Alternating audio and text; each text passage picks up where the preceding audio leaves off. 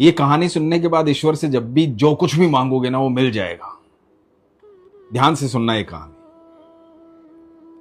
तो एक बार एक व्यक्ति था, वो जब भी घर वापस आता था शाम को अपनी नौकरी से, तो साथ में कुछ बिस्किट लेके आता था, कुछ खाने का सामान लेके आता था, क्योंकि उसके घर के बाहर कई सारे छोटे छोटे पिल्ले, छोटे छोटे डॉगी उसका इंतजार करते थे।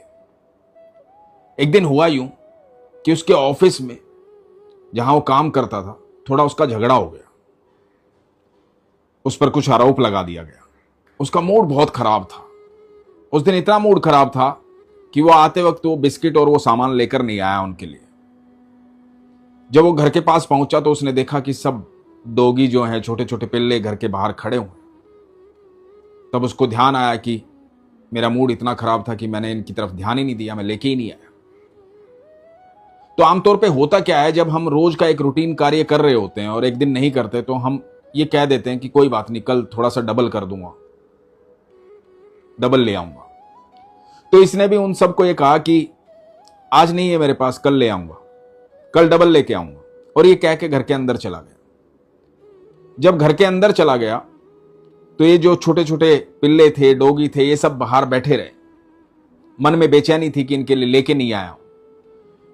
तो इसको लगा चले गए होंगे, खिड़की से झांक के देखा तो वो सारे बैठे हुए थे।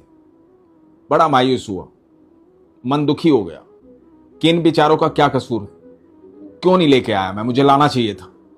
अपने आप को कोसने लगा। अब कुछ ऐसा साधन था नहीं, जाने का मूड भी नहीं था, क्या करूं क्या ना करूं, ये सोच रहा था। फिर सोचा कि थोड़ी देर में चले ही जाएंगे। तो थोड़ी देर के बाद फिर उसने खिड़की से देखा, फिर भी वो सब बैठे हुए थे। तो इसने सोचा कि आज तो कुछ कर नहीं सकता हूं, कल इनके लिए लेके आऊंगा, थोड़ा जल्दी आ जाऊंगा, भरपेट खिलाऊंगा इनको। और ये सोच करके अपने बिस्तर पर लेट गया। जब बिस्तर पर लेट गया तो इसको याद आया कि दिवाली पे कहीं से गिफ्ट आया था कुकीज का। थोड़ी महंगी जरूर थी, लेकिन कुछ बची हुई होंगी, तो जो बची हुई होंगी वो इनको दे देता हूं।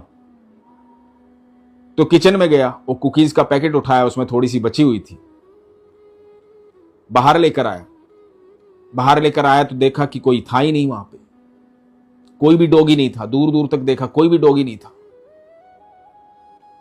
तो उसको लगा कि सब इंतजार करके चले गए हैं, कोई भी नहीं है। ये सोच के अंदर जाने ही वाला था, इतने में उसकी पैंट नीचे से किसी ने खींची। तो देखा एक छोटा सा पिल्ला उसकी पैंट खींच रहा था।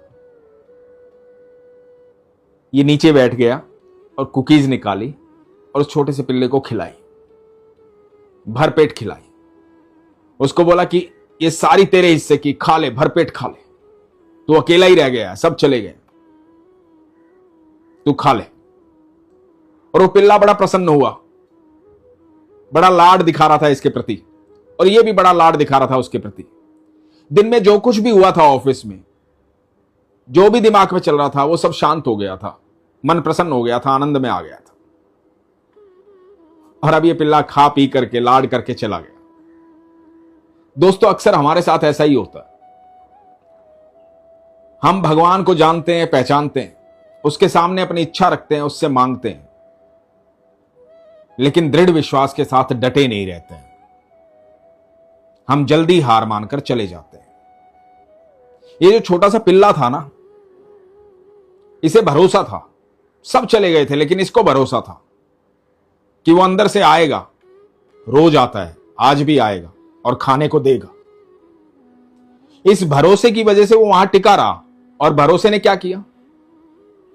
भरोसे ने यह किया कि उसको थोड़ा नहीं मिला, उम्मीद से कहीं ज्यादा मिला, भरपेट मिला।